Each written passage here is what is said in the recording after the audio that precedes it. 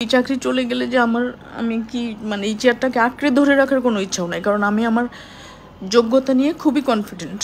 বরং এই চাকরি করে এসে আমি যা যা করতে পারছিলাম না, অনেক কিছুই বিভিন্ন নিয়মে বাধা, কিছু করা যাচ্ছিল না। বাংলাদেশ শিল্পকলা একাডেমির গবেষণা বিভাগের পরিচালক অভিনেত্রী জ্যোতিকা জ্যোতিকে অফিস কক্ষে আটকে দেওয়া হয়েছে বলে গুঞ্জন ছড়িয়েছিল। আজ মঙ্গলবার হঠাৎ করেই ফেসবুকে ছড়াতে শুরু করে ঘটনাটি। পরে ঘটনার বিস্তারিত জানিয়ে ফেসবুক লাইভে এসে কেঁদেছেন জ্যোতিকা জ্যোতি। সবাইকে তার নিজের চেয়ার থেকে টেনে হিঁচড়ে নামানো হচ্ছে। ম্যাক্সিমামই মিডিয়াতে আসছে না। কেন নামানো হচ্ছে? একটাই দোষ যে হিন্দু অথবা আওয়ামী লীগ করে। একটা মানুষ কি কোনো দল সাপোর্ট করবে না? একটা দেশে বিভিন্ন রাজনৈতিক দল আছে, যার যা ইচ্ছা সেটা সে সাপোর্ট করতে পারে, তার জন্য তাকে তার দায়িত্ব থেকে নামিয়ে দেওয়া হবে। এটা আসলে কোন দিকে যাচ্ছে দেশ আমি জানি না। আজ মঙ্গলবার সকালে অফিসে যাওয়ার পর সহকর্মীদের তোপের মুখে পড়েন জ্যোতি। এ ঘটনার একটি ভিডিও ক্লিপ সোশ্যাল মিডিয়ায় ছড়িয়ে পড়েছে। পরে লাইভে অভিনেত্রী জ্যোতিকা জ্যোতি জানান, অফিসের পরিচিত মুখগুলোকে তার খুব অপরিচিত লাগছিল।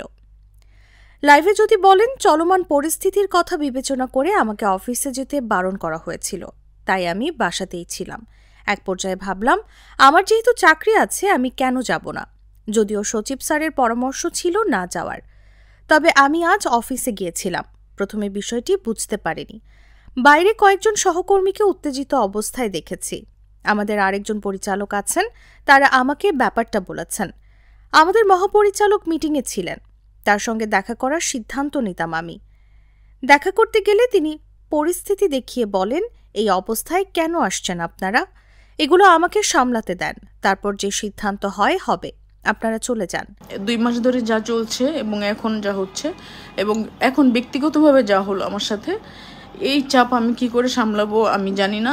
আর্টিস্টদের মধ্যেও একদম দুটো ভাগ হয়ে গেছে, কোনো কাজ হচ্ছে না, এটাও এই চাকরিটাও থাকছে না। তাহলে আমি কোথায় যাব? আমি কি করব? এই দেশকে তাহলে আমার না। ফেসবুক লাইভে কথাগুলো বলার সময় কান্নায় ভেঙে পড়েন জ্যোতিকা জ্যোতি। তিনি বলেন, মহাপরিচালক যেহেতু আমাদের বলেছেন আমরা অবশ্যই চলে যাব।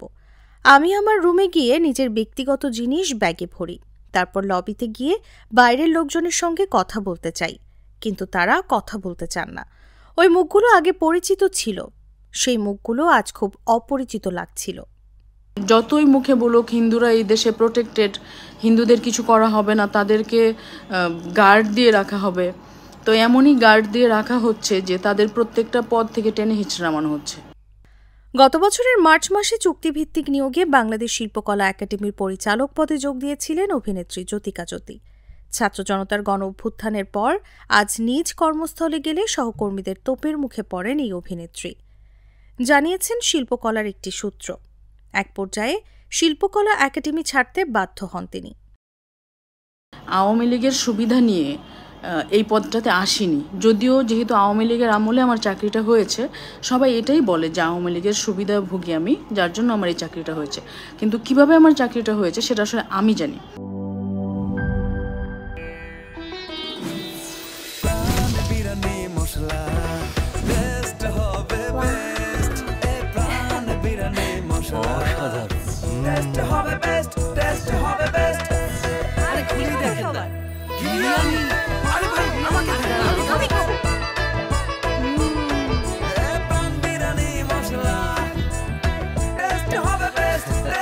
প্রাণ বিরিয়ানি মশলা, টেস্ট হবে বেস্ট। প্রাণ, জীবনের স্বাদ।